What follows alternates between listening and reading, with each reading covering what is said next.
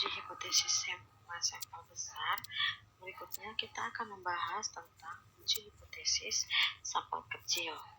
Nah, pada kenyataannya itu jarang sekali kita ketahui parameter populasi, baik data hitung maupun standar deviasi. Dan umumnya itu diperkirakan atau diduga berdasarkan sampel yang diambil dari populasi tersebut.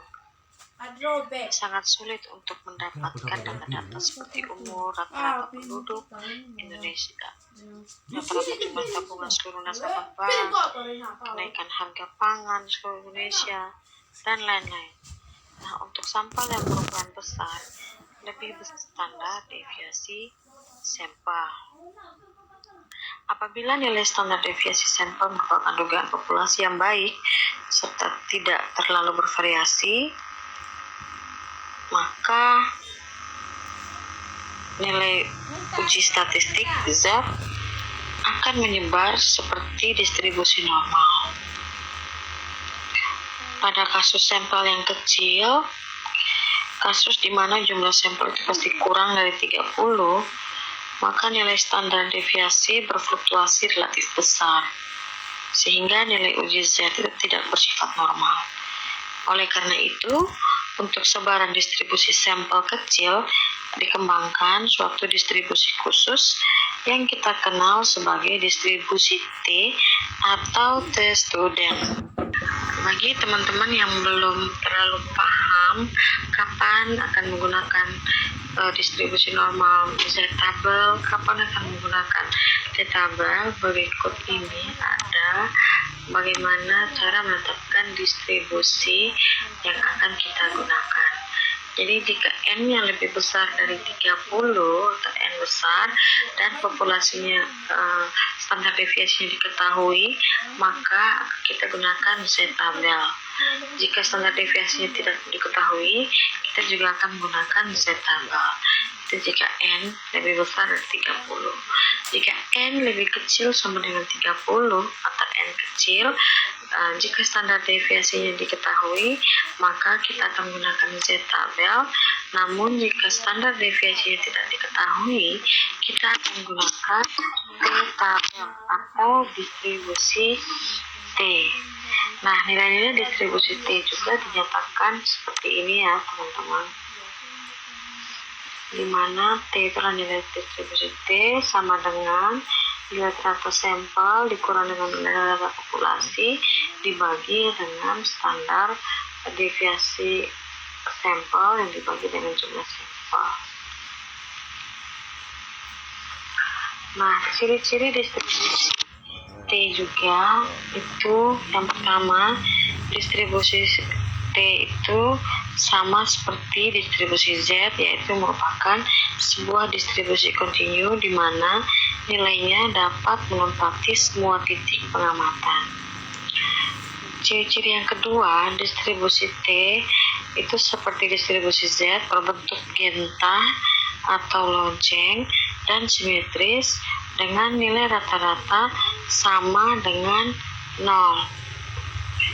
Yang berikutnya lagi, distribusi T-student bukan merupakan satu kurva seperti kurva Z, tetapi keluarga dari distribusi T. Setiap distribusi T mempunyai rata-rata hitung sama dengan 0, tetapi dengan standar deviasi yang berbeda, sesuai dengan besarnya sampel N atau N. Nah, ada distribusi T untuk sampel berukuran 2 yang berbeda dengan distribusi untuk sampel sebanyak misalnya 15, 25, dan sebagainya. Jadi kalau sampel semakin besar, maka distribusi T akan mendekati normal seperti ini. Semakin besar, maka distribusi T itu akan semakin mendekati normal. Ciri yang berikutnya lagi yaitu distribusi T lebih mendatar dan melebar dibandingkan dengan distribusi Z. Dampak dari distribusi T yang lebih melebar adalah untuk suatu taraf nyata tertentu akan mempunyai nilai kritis yang lebih besar dibandingkan dengan nilai kritis pada distribusi Z. Untuk taraf nyata sebesar 5% dengan uji satu arah, maka nilai kritis pada distribusi Z itu jadinya 0,5 kurang 0,05. Dapatnya adalah 0,450. Sehingga probabilitas mempunyai nilai kritis 1,65 seperti yang sudah kita latihan tadi. Sedangkan untuk mencari nilai kritis pada distribusi T diperlukan dua hal. Yang pertama yaitu taraf nyata dan derajat bebas. Jadi kalau derajat bebas itu juga rumusnya adalah N kurang 1. Nah, apabila digunakan taraf nyata 5% contohnya, uji searah dengan derajat bebas misalnya 9. Derajat bebasnya 9. Jadi N sama dengan 10. Ada 10N, maka degree of freedom-nya atau derajat bebasnya adalah 10 kurang N. 10 kurang 1. Jadi dapatnya adalah 9. Degree of freedom-nya 9. Nah, kalau dengan taraf nyata 5%, maka nilai kritisnya adalah 1,833. Jadi ini contoh perbedaannya. T lebih mendatar dan melebar dibandingkan dengan distribusi Z. Jadi kalau nilai kritisnya alfa 5%, nilai kritisnya adalah 1,65, maka alfa 5% dalam menggunakan distribusi T, nilai kritisnya adalah 1,833. Dalam menguji rata-rata hitung populasi dalam sampel kecil, tetap mengikuti proses pengujian hipotesis sebagaimana pengujian hipotesis untuk rata-rata hitung pada sampel besar. Kelima tahapannya adalah yang pertama merumuskan hipotesis 0 dan hipotesis alternatif. Terus yang kedua menentukan taraf nyata atau pada taraf lainnya serta mengetahui titik kritis berdasarkan pendataan per tes student. Yang ketiga menentukan uji statistik dengan menggunakan rumus uji T. Yang keempat menentukan daerah keputusan yaitu daerah tidak menolak H0 dan daerah menolak H0. Dan yang terakhir adalah mengambil keputusan untuk menolak dan menerima dengan membandingkan nilai kritis taraf nyata dalam nilai uji T. Contoh soal, pada 11 November 2013, harga saham perusahaan berbasis pertanian di BIE rata-rata itu 2.559 per lembarnya. Rupiah ya. Nah, untuk melihat bagaimana kinerja saham perusahaan berbasis pertanian di pasar modal, maka pada 30 Desember 2013 diambil 5 sampel dari perusahaan berbasis pertanian, yaitu terdiri dari 1 perusahaan tanaman dan perkebunan, 2 perusahaan perkebunan, 1 perikanan, dan 1 perusahaan pertanian lainnya. Dari 5 perusahaan tersebut diketahui bahwa rata-rata sahamnya mencapai Rp1.222 per lembar dengan standar deviasi 879. Pada taraf 1%, apakah harga saham perusahaan berbasis pertanian mengalami penurunan atau perbedaan selisih yang terjadi karena faktor kebetulan saja? Langkah berikutnya adalah menentukan taraf nyata. Nah, di sini tingkat kepercayaannya alfa sama dengan 0,01. Nah, untuk menentukan titik kritis, maka kita akan menggunakan tes student. Nah, pada tabel T ini perlu diketahui taraf nyata dan uji searah atau 2 arah. Dalam hal ini taraf nyatanya 1% dengan uji searah. Maka yang kedua yang harus kita cari lagi adalah derajat bebas yang diperoleh dengan rumus N kurang 1 sama dengan 5 kurang 1 sama dengan 4. Berarti degree of freedom-nya itu adalah 4. Maka berdasarkan hasil dari tabel T, nilai probabilitas yang diperoleh adalah 3,747. Berdasarkan tabel T, ini sudah ada tabel persentase distribusi T. Yang teman-teman lihat bagian atas ini adalah probabilitas untuk uji satu arah. Yang bagian bawah adalah probabilitas untuk uji dua arah. Nah, kalau yang hipotesis kita tadi, itu pengujiannya satu arah. Jadi kita perhatikan yang di atas ini. Nah, probabilitas kita itu 1%, berarti 0,01. Jadi ini yang akan kita lihat kolom ini. Kemudian degree of freedom-nya yang bagian bawah ini adalah degree of freedom-nya. Total degree of freedom kita adalah 4. Jadi probabilitas dengan tabel T itu adalah 3,74695, atau kita buatkan 3 angka di belakang koma menjadi 3,747. Angka berikutnya adalah melakukan uji statistik T. Dengan rumus yang ini, maka kita akan memperoleh hasil yaitu minus 3,4. Minus T kita adalah minus 3,4. Jadi untuk rata-rata sampelnya itu 1222 dengan rata populasinya yaitu 2559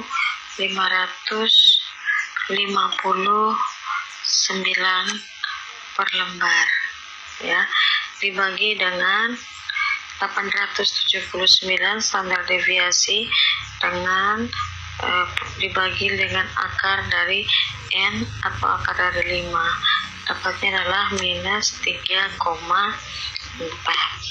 Nah, langkah berikutnya adalah kita menentukan daerah keputusan dengan nilai kritis nilai kritisnya adalah 3,747.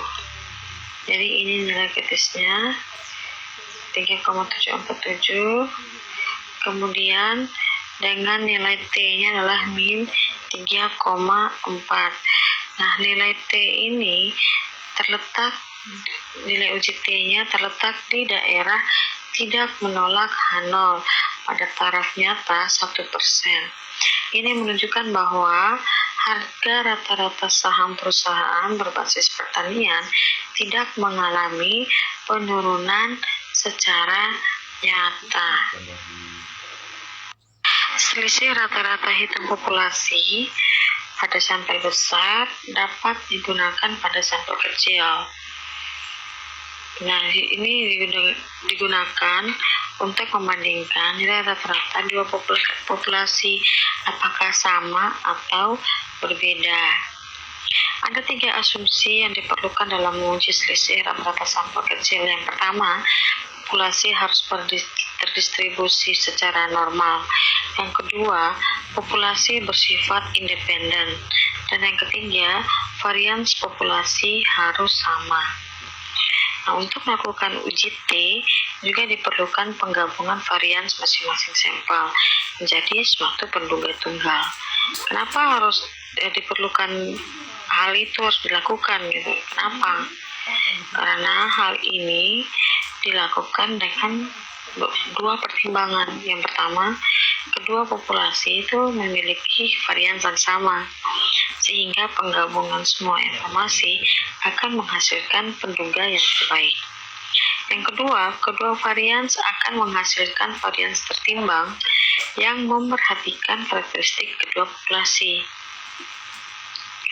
Maka jumlah sampel dan varian masing-masing sampel juga sangat menentukan nilai dari penduga tunggal.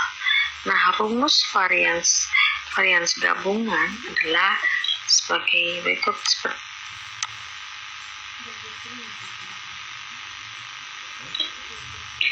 Dan uji T-nya juga akan menjadi seperti yang ini. Nilai pembagi pada varians gabungan yaitu N1 tambah N2 bagi E kurang 2.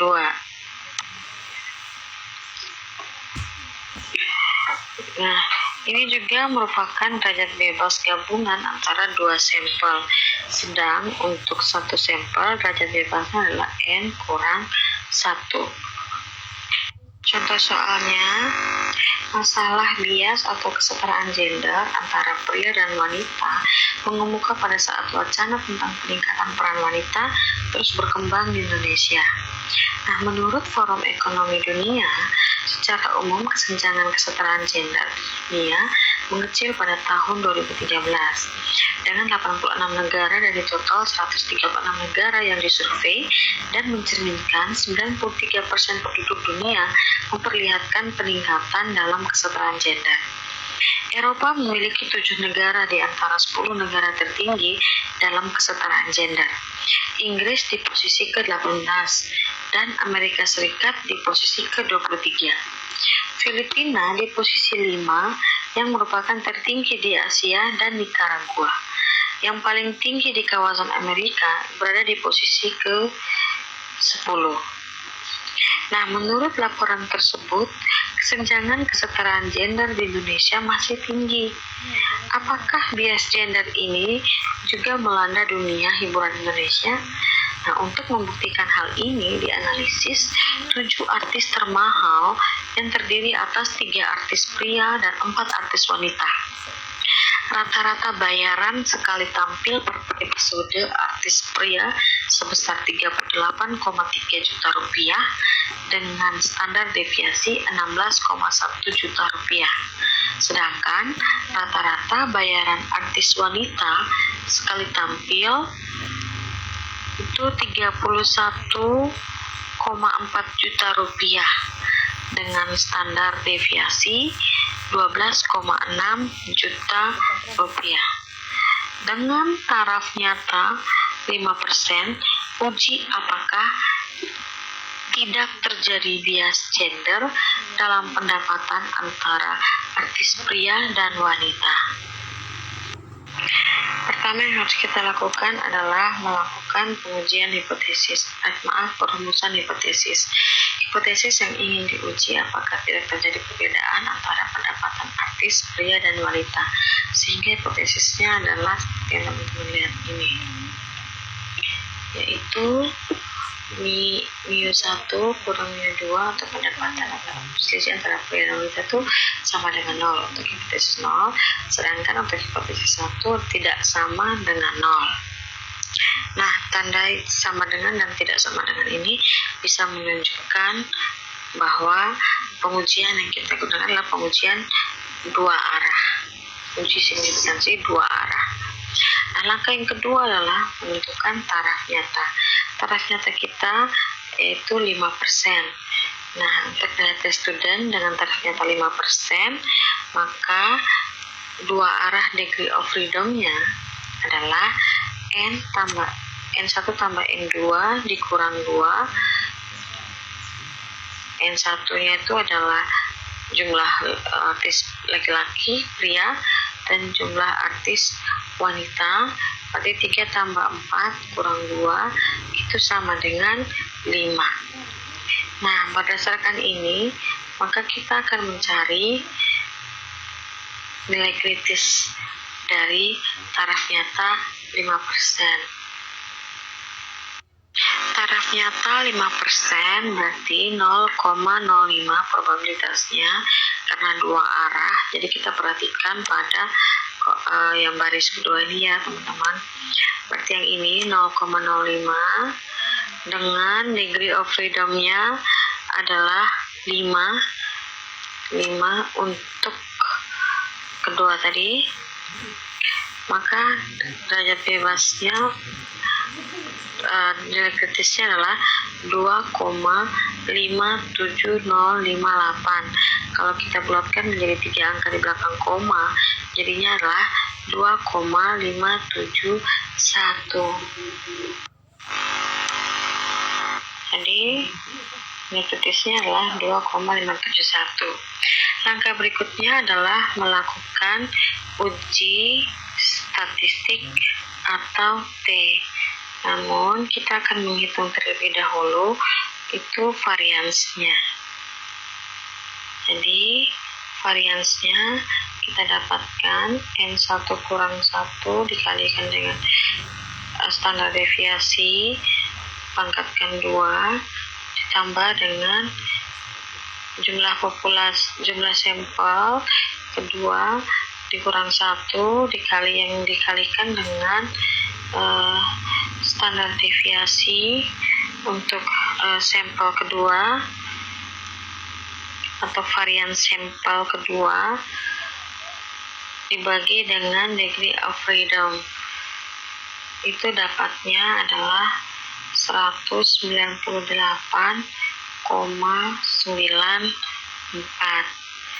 Kemudian menghitung nilai T-nya. Nah, T-nya itu tinggal kita masukkan rumusnya yang ini. Terus hasil yang kita dapatkan adalah 0,4. Jadi rata-rata X1 berarti rata-rata sampel 1 itu tadi pria rata-ratanya adalah 38,3,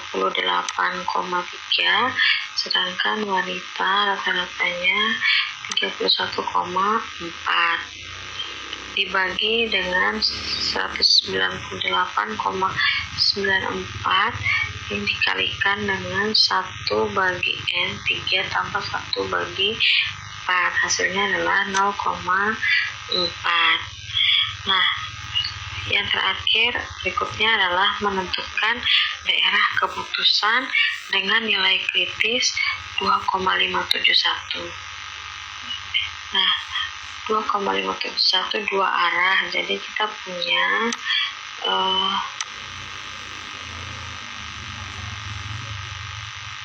jadi kita punya dua nilai kritis yaitu minus 2,571 dan minus 2 dan positif 2,571. Di sini nilai T-nya adalah 0,6, maka 0,6 ini berada di daerah tidak menolak H0. Hal ini menunjukkan bahwa tidak terdapat cukup bukti untuk menolak hipotesis penghasilan artis pria dan wanita berbeda, sehingga dapat dikatakan tidak ada bukti adanya bias gender antara artis pria dan artis wanita. Kita sudah membahas tentang pengujian dua buah rata-rata populasi atau proporsi. Nah, pertanyaan selanjutnya adalah bagaimana membandingkan dua atau lebih nilai rata-rata populasi secara bersamaan. Maka kita akan mengenal dengan analisis variance atau analysis of variance atau ANOVA. Jadi untuk dapat menganalisis variance perlu kita mempelajari distribusi F. Jadi F itu singkatan dari Fisher yang menemukan distribusi ini. Sebagaimana sudah kita pelajari distribusi T dan distribusi Z sebelum ini, maka distribusi F itu pada dasarnya digunakan untuk menguji apakah dua atau lebih sampel berasal dari populasi dengan varian yang sama. Ciri-ciri distribusi F yang pertama, distribusi F ini lebih mirip dengan distribusi T, yaitu dengan ada derajat bebas terdiri dari derajat bebas pembilang dan derajat bebas penyebut. Jadi kalau derajat bebas pembilang itu rumusnya adalah K kurang 1, sedangkan untuk derajat bebas penyebut diperoleh dari N kurang 1, di mana N adalah jumlah total pengamatan dari seluruh perlakuan atau perbedaan. Dengan berubahnya derajat bebas pembilang penyebut, maka distribusi F juga akan berubah. Ciri yang kedua, distribusi F tidak pernah mempunyai nilai negatif. Nah, sebagaimana pada distribusi Z mempunyai nilai positif di sisi kanan dan negatif di sisi kiri, nilai tengahnya. Nah, distribusi F seluruhnya adalah positif atau menjulur ke positif. dan merupakan distribusi kontinu yang menempati seluruh titik di kurva distribusinya. Ciri yang ketiga, nilai distribusi F mempunyai rentang dari tidak terhingga sampai 0. Apabila nilai F meningkat, maka distribusi F mendekati sumbu X, namun tidak pernah menyentuh sumbu X. Nah, ciri yang keempat, distribusi F juga memerlukan syarat. Yang pertama, populasi yang diteliti mempunyai distribusi yang normal. Yang kedua, populasi mempunyai standar deviasi yang sama. Dan yang ketiga, sampel yang ditarik dari populasi bersifat bebas serta diambil secara acak. Seperti halnya pada uji Z dan uji T, untuk uji F terdapat 5 langkah dalam prosedur pengujian hipotesisnya. Yang pertama yaitu merumuskan hipotesis, terus yang kedua menentukan taraf nyata, dan yang ketiga menentukan uji statistik, yang keempat menentukan daerah keputusan, dan yang kelima menentukan keputusan dengan membandingkan nilai uji F dengan daerah keputusan, apakah keputusannya tolak H0 atau tidak tolak H0. Nah, nilai F juga kita peroleh dengan cara sebagai berikut. Jadi rumus F itu seperti ini, yaitu mean square antar perlakuan dibagi dengan mean square error. Nah, mean square error ini dapat dari sum square error dibagi dengan degree of freedom penyebut. Sedangkan mean square antar perlakuan itu didapat dari sum square treatment, sum of square treatment dibagi dengan degree of freedom penghilang. Sedangkan untuk mencari sum square of treatment dan sum square of error juga, ini rumusnya seperti yang ini. Contoh soalnya, Sinarmas Group memiliki unit bisnis Sinarmas Land yang bergerak pada sektor pengembang dan real estate, yang saat ini masuk 10 besar perusahaan properti terbesar di Indonesia. Pada tahun 2013, Sinarmas Land ingin membangun sebuah mall dengan luas 100.000 meter persegi di daerah Serpong, Tangerang. Untuk ukuran mall yang besar diharuskan mempunyai daya dukung berupa daya beli dari masyarakat. Oleh sebab itu, ada 3 lokasi yang diincar, yaitu kawasan Kota Lipo, Karawaci, Kota Bintaro, dan Kota Serpong Damai. Survei awal didasarkan pada 5 sampel setiap kota terhadap pendapatan keluarga yang dinyatakan dalam jutaan. Berikut adalah hasil surveinya. Jadi sampel ke pertama 2, 3, 4, dan 5 untuk 3 kota, yaitu Kota Bintaro, Kota BSD, dan Kota Lipo. Dengan taraf 5%, apakah rata-rata pendapatan dari setiap kota tersebut sama? Langkah pertama adalah merumuskan hipotesis. Hipotesis yang diuji biasanya adalah rata-rata pendapatan di ketiga kota adalah sama. Jadi hipotesisnya adalah H0 adalah rata-rata 1 sama dengan rata-rata populasi 2 sama dengan rata-rata populasi. Ya, hipotesis alternatifnya adalah tidak sama dengan. Langkah kedua adalah menentukan taraf nyata, yaitu taraf nyata 5%. Terdapat 3 kota atau yang disebut perlakuan atau K, dengan N ada 15. Jadi 15 itu dapat dari 5 sampel masing-masing 3 kota, jadi dapatnya 15 sampel. Maka nilai kritis F itu dengan kombinasi dari degree of freedom pembilang dan degree of freedom penyebut. K-nya ada 3 kota, kotanya ada 3, jadi K-nya 3 dikurang 1 sama dengan 2. Nah, degree of freedom penyebutnya N itu berarti total dari sampel keseluruhan itu dikurang dengan K, berarti keseluruhannya ada 15 dikurang dengan 3 itu jadinya 12, sehingga degree of freedom-nya 2,12. Nah, karena taraf nyatanya 5%, maka kita akan melihat tabel distribusi F dengan probabilitas 0,05. Kita sudah dapatkan degree of freedom-nya adalah 2,12, yaitu 2 untuk degree of freedom 9, 2 dan 15 untuk degree of freedom, 12 untuk degree of freedom penyebut, sehingga probabilitasnya adalah 3,89.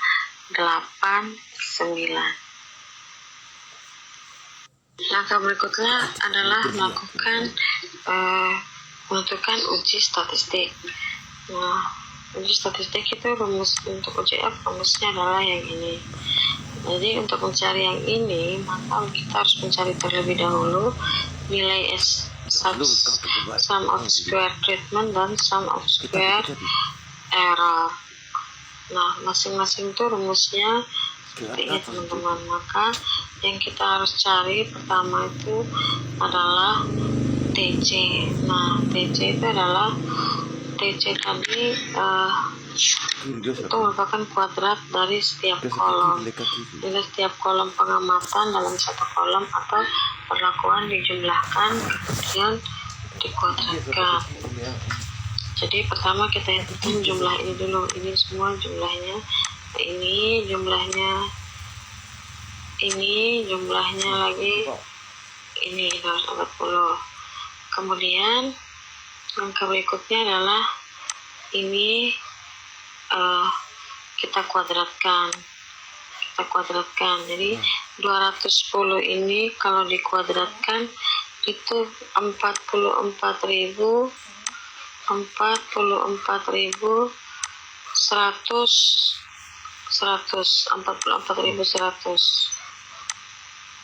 Nah, kemudian kalau 220 ini kita kuadratkan, maka akan menjadi 48.400.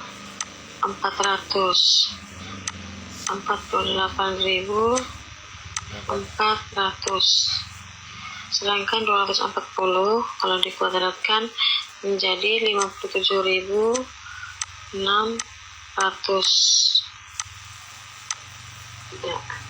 57.600. Langkah berikutnya adalah TC yang sudah kita kuadratkan ini kita bagi dengan NC. NC itu adalah jumlah pengamatan dalam setiap kolom atau perlakuan.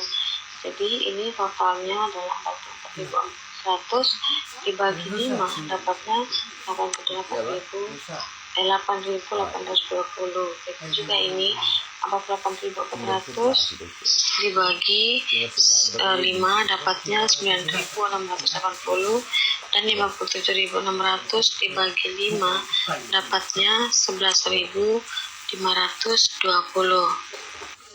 dan totalnya adalah 30.020. Langkah berikutnya adalah mencari yang ini teman-teman, sigma x tadi tinggal jumlahkan 220 tambah 220 tambah 240 dapatnya adalah 670 dikuadratkan 670 nya.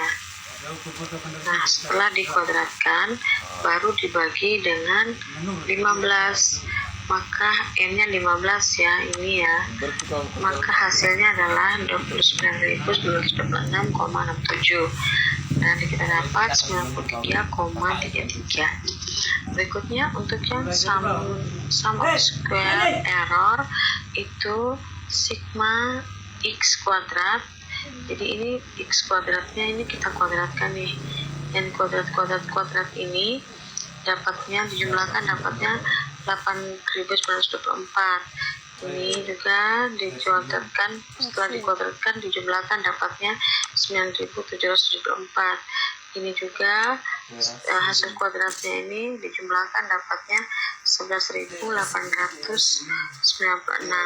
Jadi sigmanya atau totalnya adalah 30.594 dikurang dengan 30.020 yang ini ya. 30.020 dapatnya adalah 574. Nah, setelah kita temukan jawaban ini, baru kita interpolasikan ke rumus uji F untuk mencari nilai F-nya. Maka ST sum square treatmentnya dapat 93,33 dibagi dengan 2 degree of freedom pemilang, terus sum of square error itu dapatnya 574 dibagi dengan 12, n-nya tadi 15 dikurangkan dengan 3 kota, jadi dapatnya 12. Hasilnya adalah 0,976. Berikutnya adalah menentukan daerah keputusan sesuai dengan nilai kritis, yaitu 3,89. Nilai kritisnya 3,89 itu dapatnya dari ini ya, jadi 2,12. Probabilitasnya kita lihat berdasarkan tabel F. Jadi dapat nilai kritisnya 3,89 untuk taraf nyata 5%. Langkah berikutnya adalah mengambil keputusan. Nah, nilai uji F adalah 0,976, berada di daerah tidak menolak H0, atau nilai uji F lebih kecil dari F tabel. Nah, kesimpulannya adalah menerima H0 dan menolak H1. Ini menunjukkan bahwa pendapatan rata-rata di ketiga kota adalah sama. Oleh sebab itu, pengembang dapat membangun mall di salah satu kota dari ketiga kota tersebut.